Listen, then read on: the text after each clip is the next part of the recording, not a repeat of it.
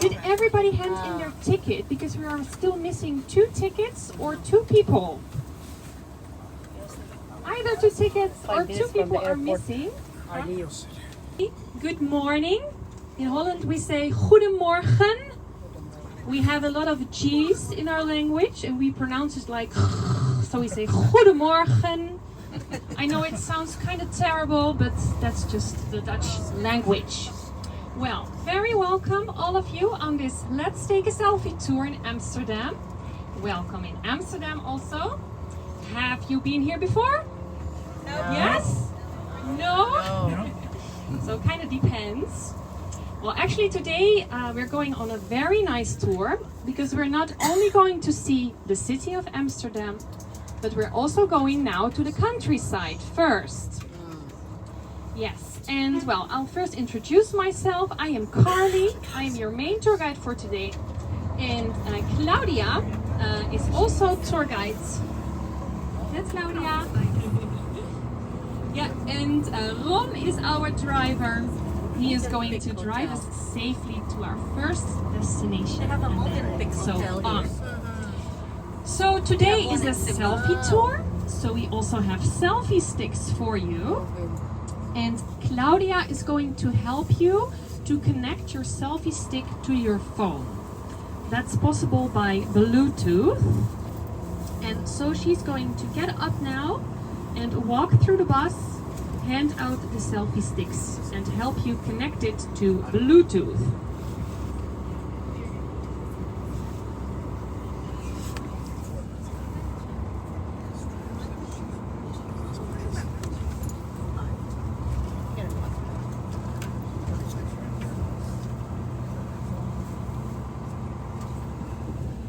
So for all the people who are not connecting right now, you can look outside the window. Welcome in Amsterdam. Actually, it's very nice for all the cruise people that the PTA, so the passenger terminal for all the cruise ships, is located right in the center of Amsterdam. So as we are driving now, we are really in the center of Old Amsterdam. And here on the left-hand side, you see the central station that was built around 1890, and that's really the heart of the city. Later we're also going to walk here, so then you can see it from the front.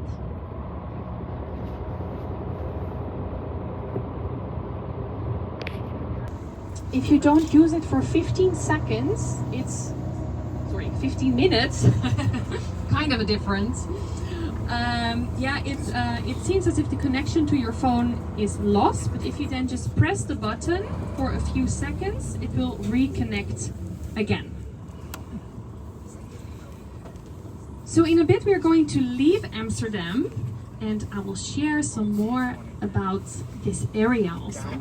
But maybe first look to the right, because there you see a, well, kind of modern building. It's called the Eye. And well, as you can see, it is like, it looks like an eye that is opening or closing.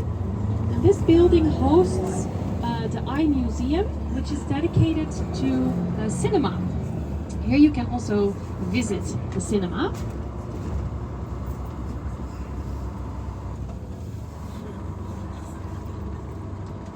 Well, and as we are leaving Amsterdam in a bit, I will now first ask you, do you know if we are in the Netherlands or in Holland right now? Trick question. Both. Netherlands, I hear one, both. Any other person? I can't hear you. No, actually I already heard the right answer. We are in both. Our country is called the Netherlands. It's a very tiny country. If you drive from the north to the south, it's only about 5 hours, because it's only about 500 kilometers. If you drive from east to west, it's only 300 kilometers, so about 3 hours drive. And how much is that in miles? Well, about 250 or something, or 200 miles? Times 1.2. Well, here we always use the metric system of kilometers. Anyway, you already hear it's a very small country, and it's called the Netherlands. And the Netherlands is made up out of 12 provinces, and 2 of them have the word Holland in it. So we have Northern Holland and Southern Holland. And so this province that we are in right now is called Northern Holland. So when you see souvenirs with the word Holland on it, you know it actually refers to this area. And well, most tourists, they come to Amsterdam and they stay in this area of Holland and also the countryside of Holland, because it's also really a unique part of the Netherlands. And why is that? Well, our country is called the Netherlands for a reason.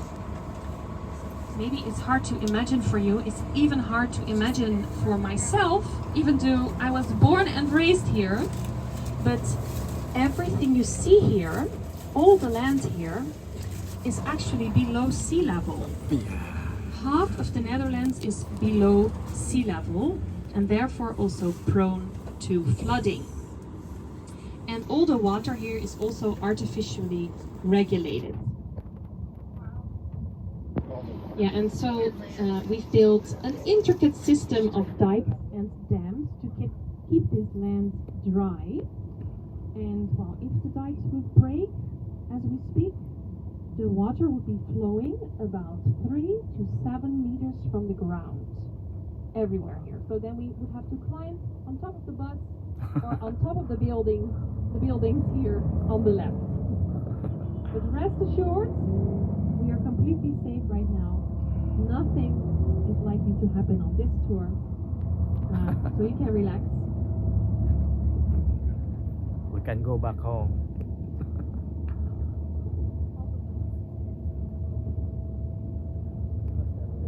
And especially this part of the country is also defined by this eternal fight against the water. Over the centuries, many people in this area have lost their lives due to the many floods that happened here.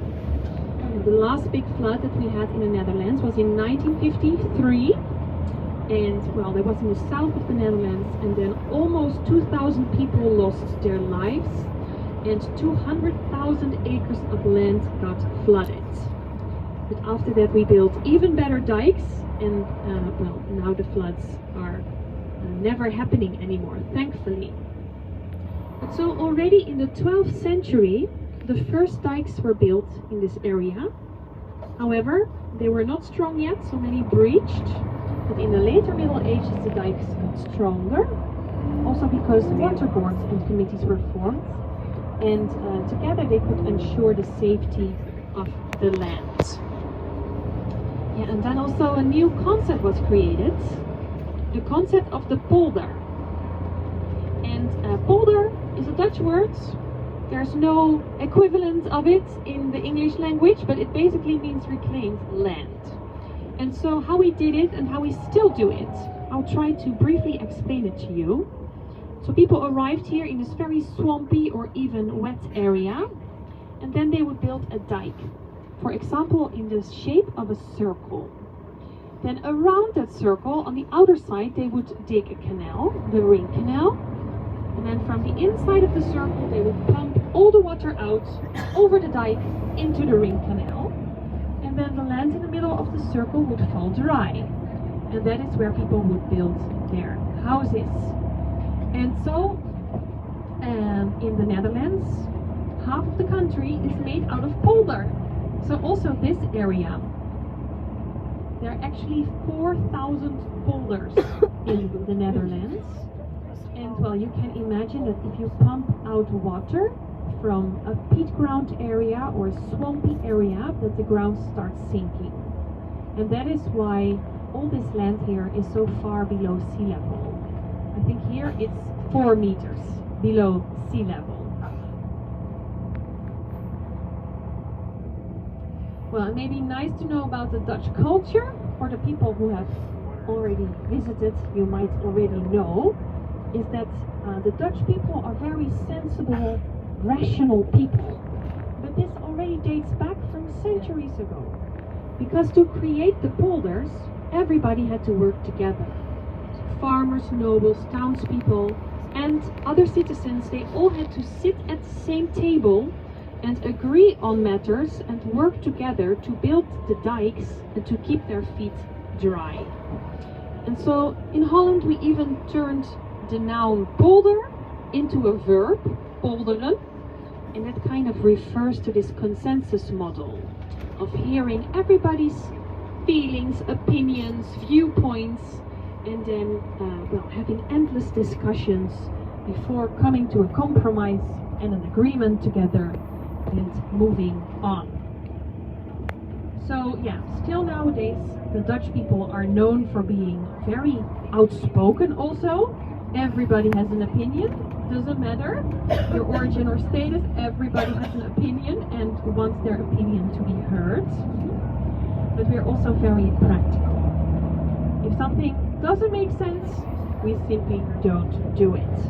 And we are not that sensitive to status. So even if you're famous, rich or important, we are likely to treat you like a normal person, and we might not even ask for your signature if we meet you on the streets. We also think it's very normal for a prime minister to just take the bicycle to work, because it's practical, right? Why take the car if the bicycle is more practical in an old historical town? Yeah. You know, in Holland we even have a saying, it goes like this: doe maar normaal, dan doe je al gek genoeg. You hear the G sound. But it means, just act normal, then you are already crazy enough. So, that's basically what defines the Dutch people. We are also so practical that at some stage you might think we are a little bit blunt and even a bit rude.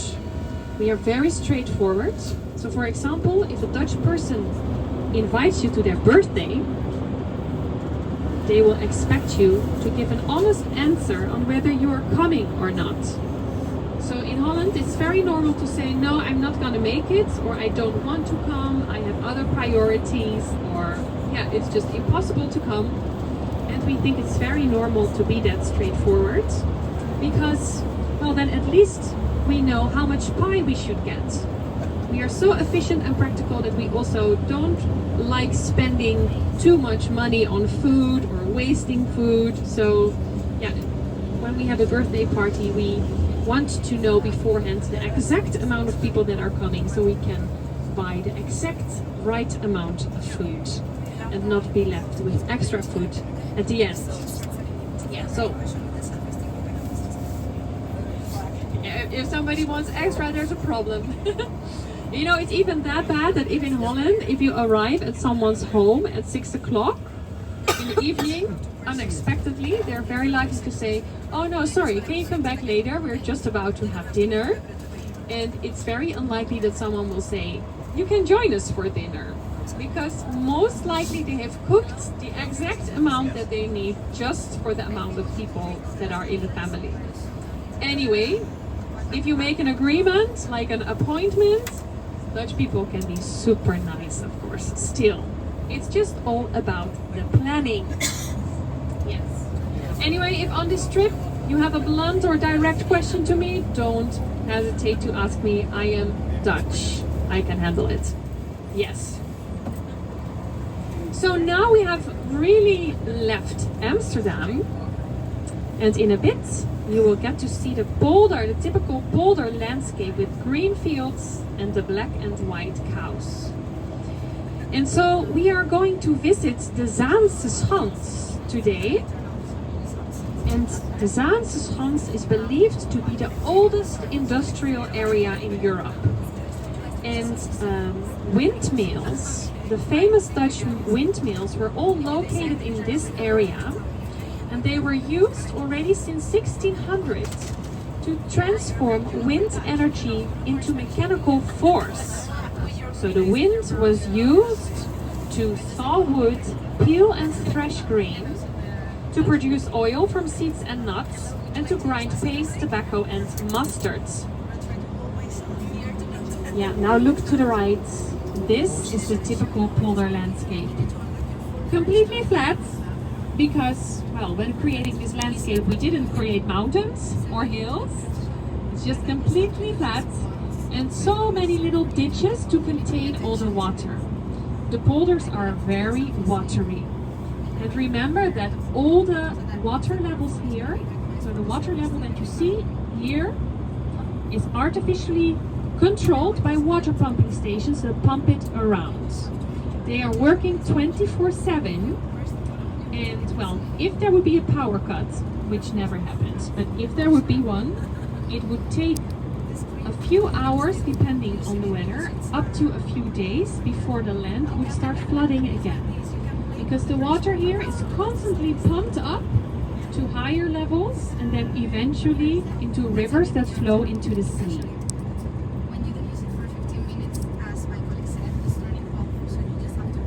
So back to the Zaanse Schans.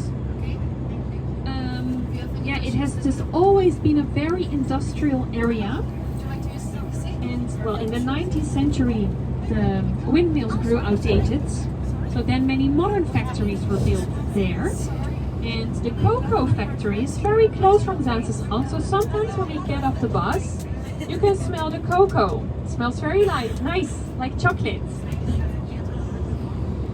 So the Zaanse Schans is a historic neighborhood that turned into an open-air museum. It was founded in 1963, and well, as the area modernized, ever more traditional buildings were broken down. So at some stage people decided to preserve the national heritage and to load some of those buildings onto trucks and to bring them together to the Zaanse Schans.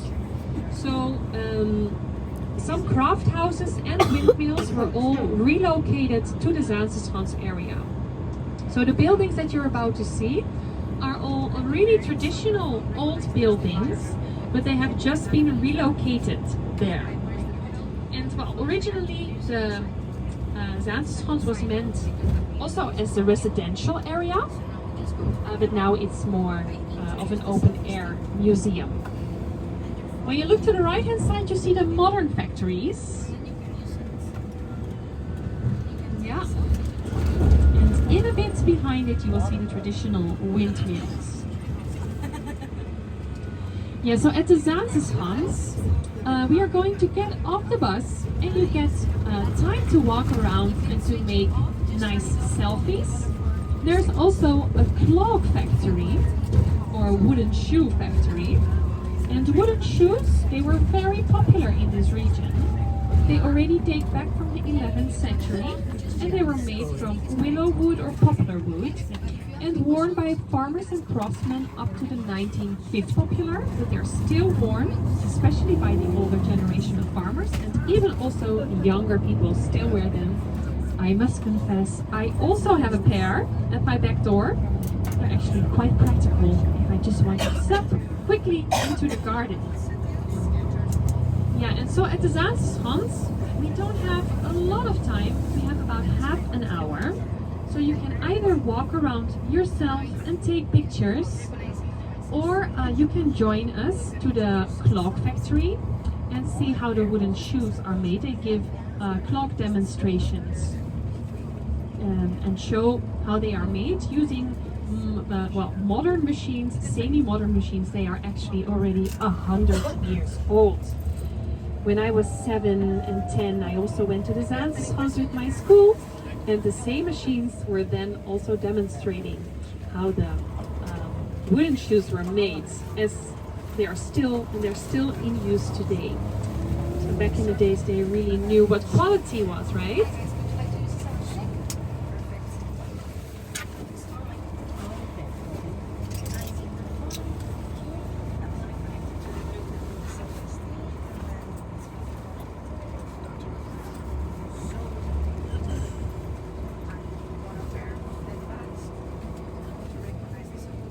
Yeah, now in a bit, look to the right hand side, because that is the first windmill. This one is still in its original place. It has not been relocated, but it has been beautifully restored. So normally when the wind is blowing and when it's operating, the blades are turning, and well, the whole upper part of the windmill can turn depending on the direction of where the wind is coming from. And so this specific windmill was used to grind flour, so that people could bake bread. The miller's house attached to the windmill. Now get your cameras also ready. Modern factories on the right hand side, but the Zaanse on the left hand side. Yeah, and some of the windmills are turning, so the last one is a wood sawing windmill. I have some shelves from there. They're on my wall. Very lovely. With a bit of Zaanse at home. And so this is the river Zaan also that we are crossing. That's why it's called the Zaanse.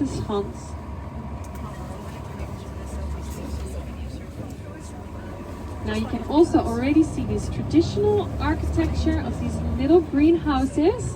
It's typical for this region.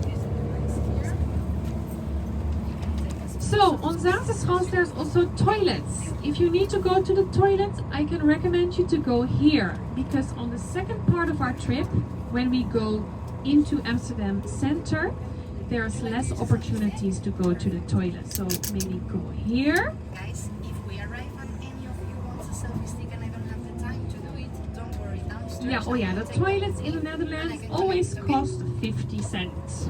So you need to have that ready. It's typical for the Netherlands. You don't have to do this in English, don't worry. So again, for the people who want to join to the clock factory, let's get off the bus and follow me to the clock factory. For the other people, you can just walk around and be back in the bus at 12:25.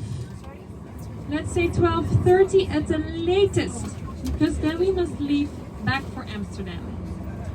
Now also pay attention to where we are parking, because there are many other white buses, as you can see.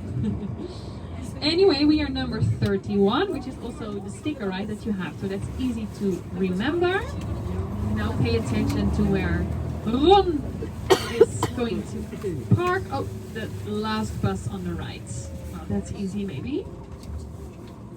So did everybody get that? Please go to the toilet here if you need to go, and be back in the bus at 12:25, 12:30 at the latest.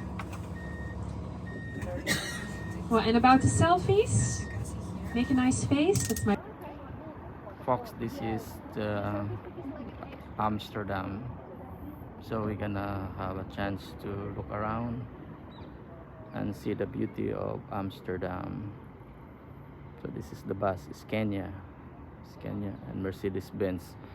So they have Mercedes-Benz, Scania, and we're gonna go to that place. Okay, so we are in Amsterdam. So this is the original windmills, commercial, locally made for the Holland. So Holland, Amsterdam, and the Netherlands are correct to use the word. So this is the original. So I'm so blessed and thankful to the Lord that we have a chance. Look at their birds, local birds, only here in Holland.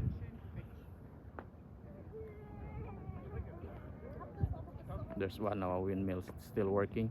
They're made in 1600.